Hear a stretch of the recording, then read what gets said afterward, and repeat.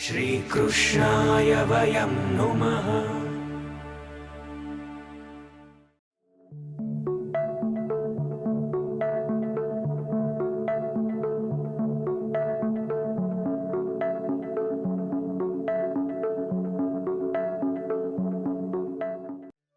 In the previous session, we discussed about Vivek and how it is necessary for a devotee or for a Vaishnava to have Vivek in their life, to practice it.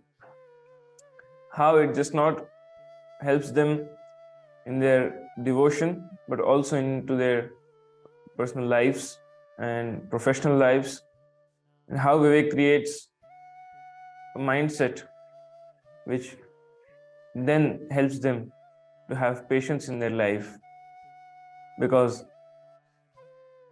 kindness and patience, these two things, or rational thinking and patience, these two things are very important to have in life. Only then you can clearly understand who you are or what is your purpose of life. So let's just dive into the session and look into what patience or dhairya is with the prisma of Sri Vallabhacharya Ji, Sri Mahaprabhu Ji. One has to obtain Vivek first. Understanding the dhairya, one has to obtain Vivek first. Vivek leads to dhairya. With the advance of Vivek and dhairya, then will come ashray or surrender. Vivek purifies the intellect, which gives birth to dhairya, which purifies the mind. In the last session, we talked about antakaran, man, buddhi, chit, and ahankar, the four components of antakaran. Our antakaran or intellect is purified by Vivek. Our mind will be purified by dhairya, and ashray or surrender will purify chit and ahankar. Pleasure, happiness, and bliss, these three things are very much interconnected to how we act in life. Sometimes what we do or what actions we take for having pleasure, having happiness or bliss, experiencing the bliss, what all we do can be connected with Vivek and dhairya.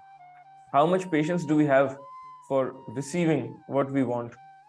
How much patience do we have to accept if things haven't gone our way? So having that patience,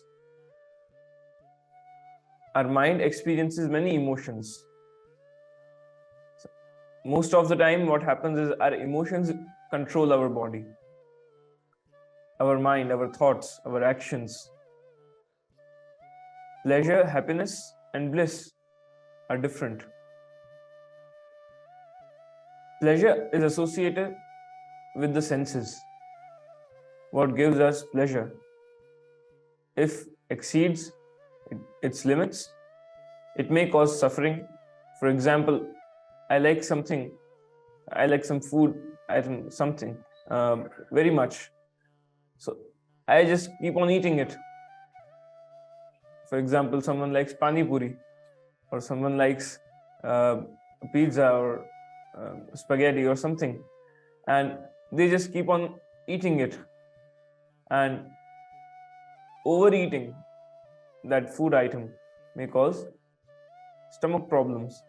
It may upset your stomach. Physical pleasure is derived from objects, hence pleasure does not last long. So what we like, what we try to give happiness to this body or pleasure to this body, is connected through senses. We try to satisfy our sensory organs for experiencing pleasure. Then second comes happiness. The experience of happiness is associated with mind. Different people have different notions of happiness. It is retained more than pleasure. So happiness is more about mind, where pleasure is more about senses. Your internal satisfaction is happiness. Okay, I wished that I have this car. When you drive the car, you feel pleasure and happiness both at the same time. Pleasure will go away very soon. Once you drive the car, after few minutes or few hours, your pleasure will go away because then you are satisfied that you have the car. Happiness will stay for some time.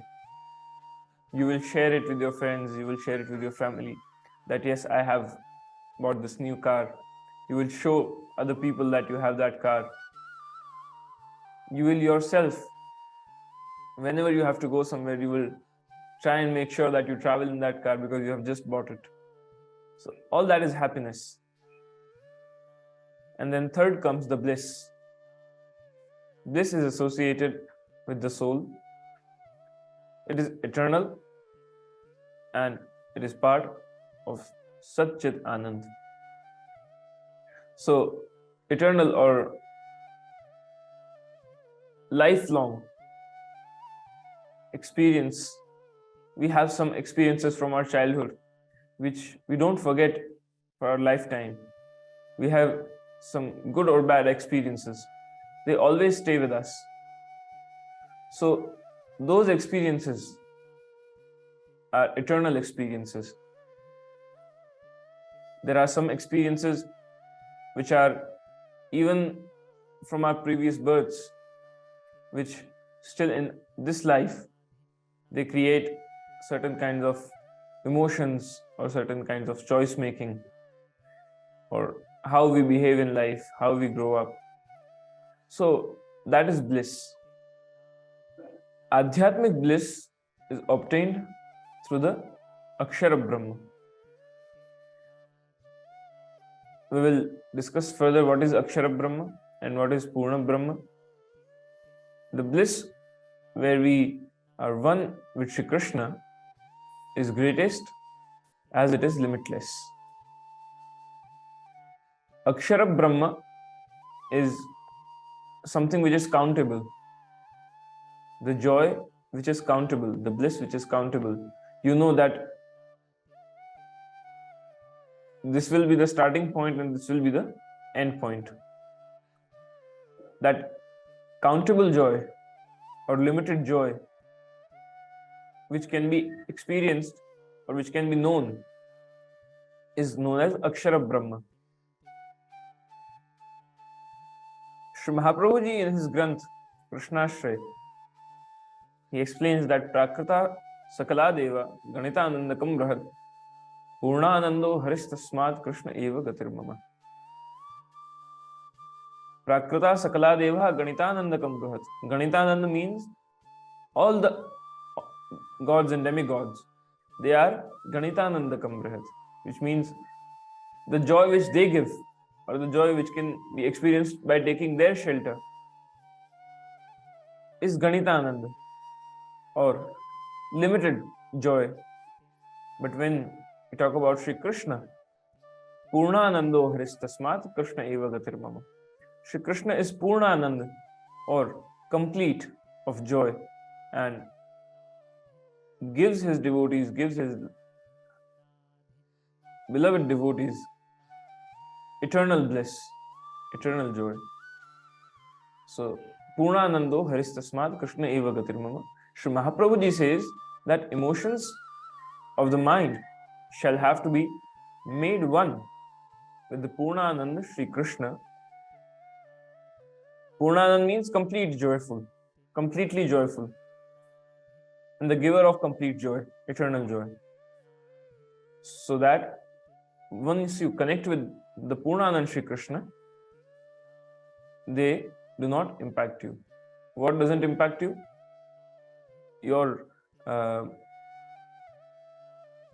wish to have pleasure, your wish to have happiness or bliss, all these emotions which overrule your body or overrule your thought process, they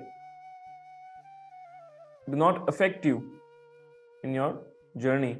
You are able to take proper decisions, right decisions, with vivek and also with patience, with presence of mind, awareness of your surroundings, and also the person who has some ethics in his life, who has a clear vision what he wants to do and why he is doing something.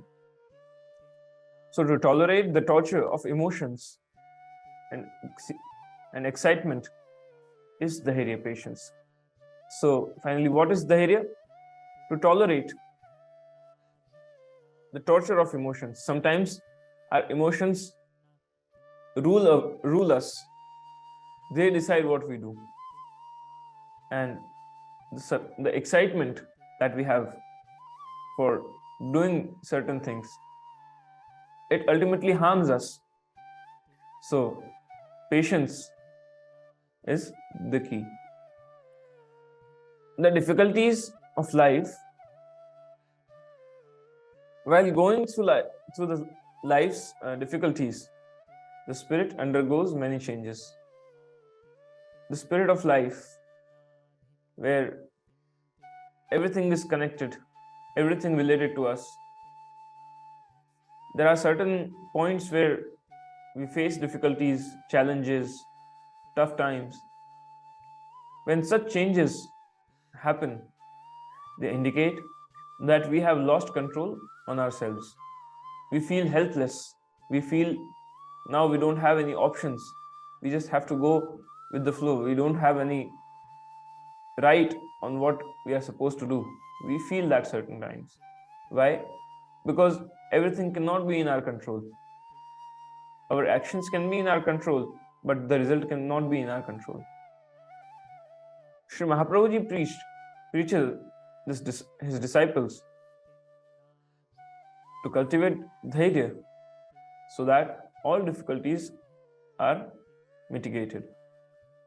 He says, Tridukha Sahanam Dhairyam. One must endure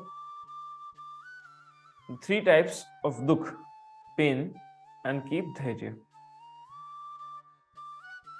How you know that you can experience pain? Once you get pain. So, Sri Mahaprabhuji teaches that 3 types of sufferings should be endured by the devotees with patience. The first is Adi Bhautik suffering.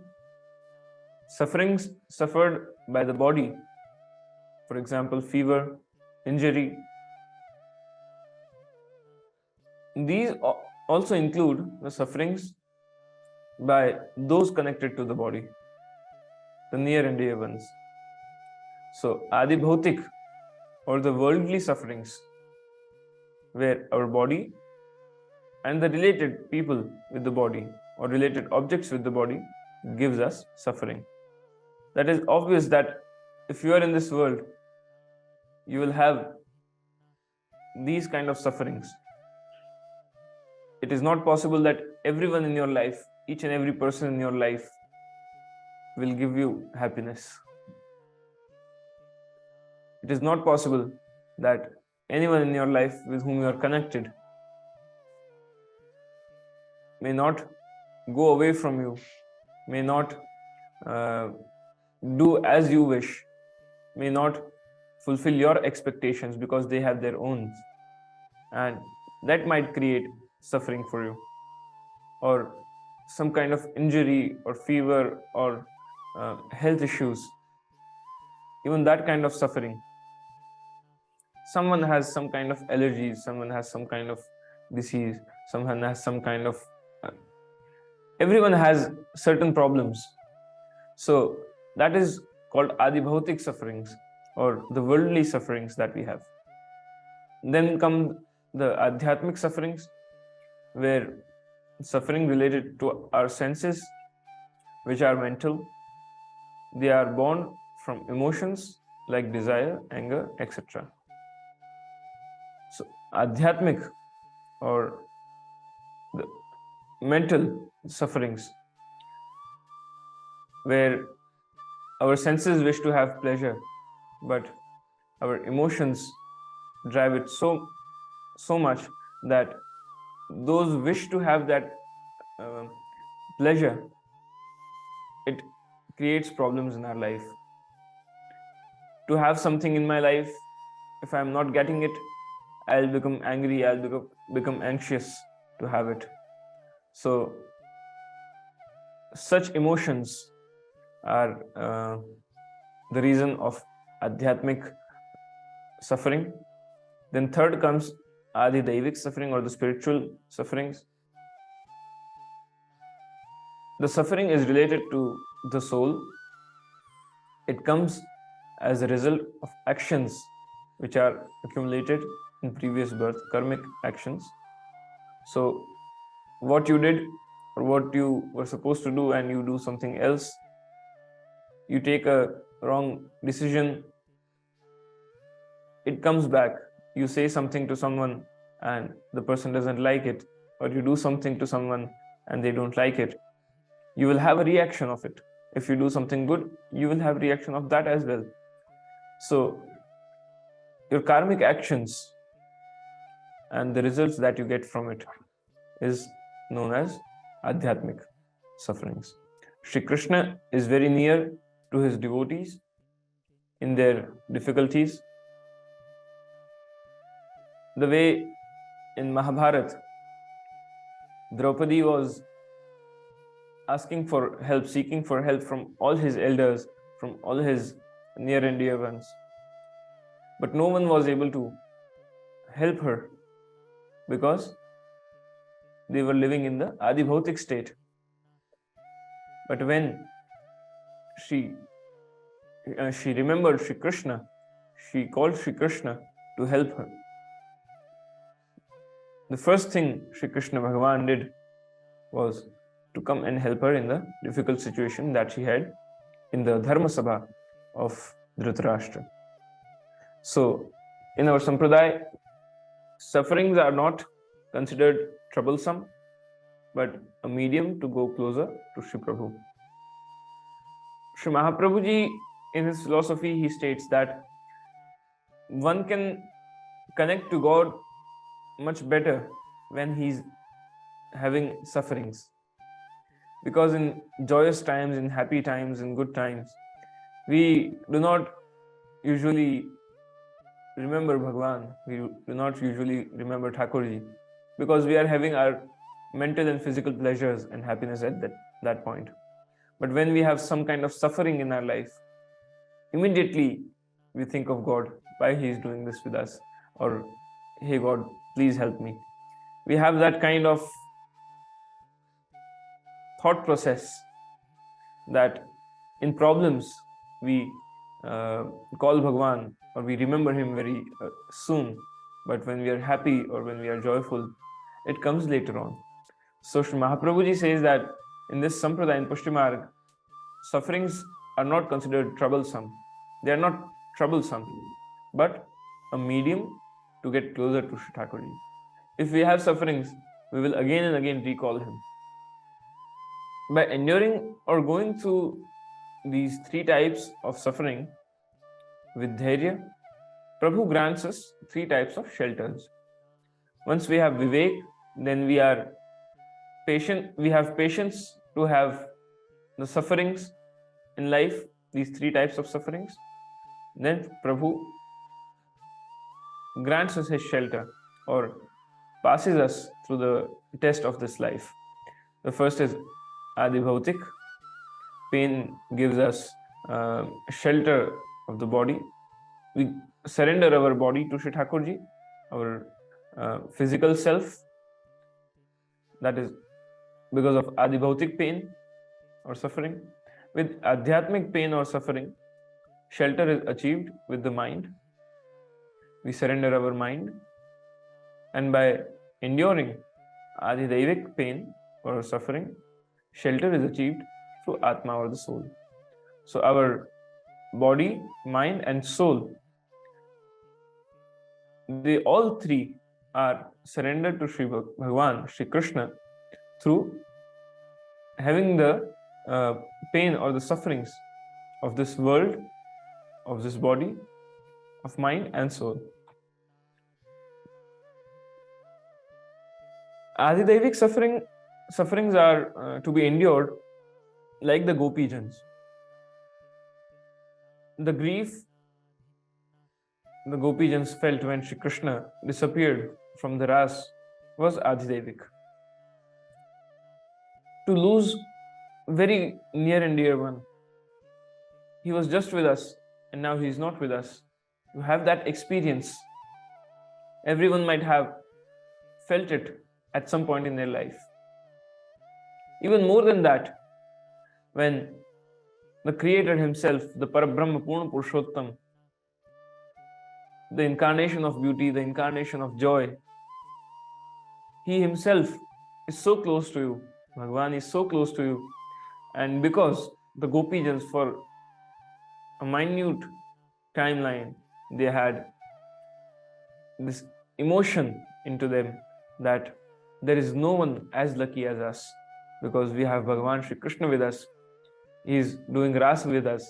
He is playing with us. He is talking to us. We are so close to him. There is no one in this world so lucky. So they had this ego to enter into them that we are the most lucky in this world. And where there is ego, Bhagavan disappears. So in the Ras Leela, when this Gopijans had Saubhagyamat, or this ahankar of being proud of selves, at that moment Bhagavan disappeared, and the Gopijans experienced the grief that why did Bhagavan go away from us? The same way Nanda Baba and Mata Yashoda ji also felt this grief when Prabhu went for Gaucharan Leela to play with his friends, to take the cows in the forest. The grief of separation from God is Adhidaivik. It pertains to the soul and is caused by the hindrance in meeting God. If we endure such grief in the way Gopijans had done, the Lord grants us the grace. When Bhagavan disappeared from the Ras Leela, or when he went in the forest to do his Leelas, Gopijans, all the Vraj Bhakt and the people residing in Vraj, they recalled all the playfulness and all the Leelas of Shri Krishna which they had seen, which they had experienced. The Krishna gave them their personal experience, who did personal kripa on them. They recall that Swarup of Shri Krishna and they get more closer to Bhagavan Shri Krishna with the experience of grief. They endure it. And that is what, once in any situation, in good or bad, Jeev thinks of Bhagavan and takes his surrender through mind, body and soul, Bhagavan grants us his grace, his kripa. So one must surrender to Sri Hari in any difficult situations, in any times, good or bad. Always remember that with Vivek, I'm supposed to take my decisions. With patience, I'm supposed to wait for the result. And with Ashray, I have surrendered to Shri Krishna. Whatever the result may be, I am Shri Krishna's servant, I am his das, I am his sevak. and he will do the best for me. He will choose the best for me. He will give the best to me. So with that understanding and with that awareness, as a devotee, as a Vaishnav, one must live their life to have a Krishnamay life, which is ultimately a successful life. Shubham Bhavatu, Kalyanamastu.